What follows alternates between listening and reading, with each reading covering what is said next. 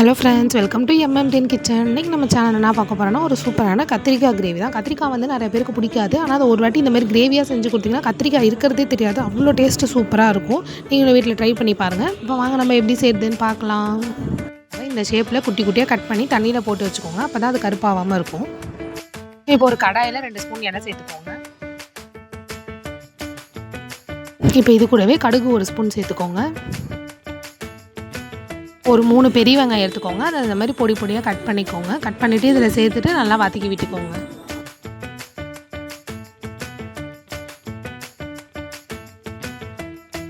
இப்போ இது கூடவே சால்ட்டு சேர்த்துக்கோங்க. சால்ட்டு சேர்த்தா வெங்காயம் நல்லா வதங்கும், அதுக்காக தான்.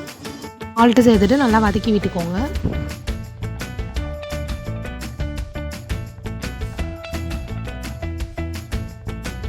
இப்போ ஒரு 4 தக்காளி அந்த மாதிரி எடுத்து தக்காளியை அரைச்சி வச்சுக்கோங்க. நம்ம அப்படியே போடுறத விட தக்காளி அரைச்சி போட்டால் டேஸ்ட்டும் நல்லாயிருக்கும், வாயிலையும் எதுவும் அப்படியாமல் இருக்கும். அதுக்காக தான் தக்காளி அரைச்சி சேர்த்துட்டு நல்லா வதக்கி விட்டுக்கோங்க.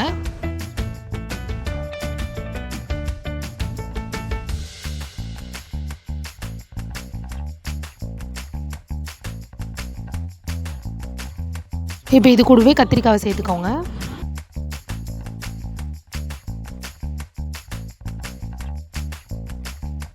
கத்திரிக்காய் சேர்த்துட்டு அது நல்லா மிக்ஸ் ஆகிற அளவுக்கு கிண்டி விட்டுக்கோங்க.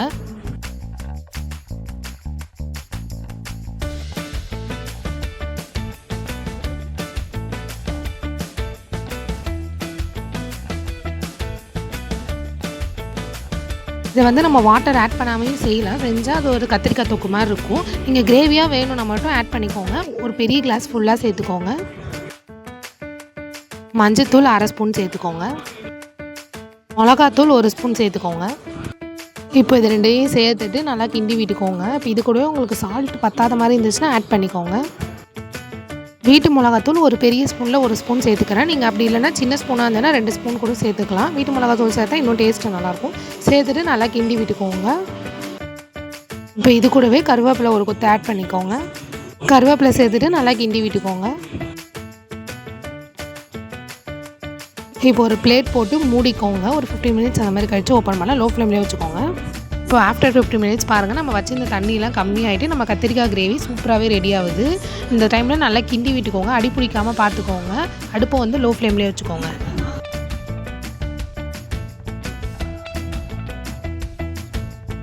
இப்போ பாருங்கள், தண்ணிலாம் கம்மியாகிட்டு சூப்பராகவே ரெடி ஆகுது. இன்னும் கொஞ்சம் நேரத்தில் நம்ம அடுப்பு ஆஃப் பண்ணிடலாம். அவ்வளோதான்.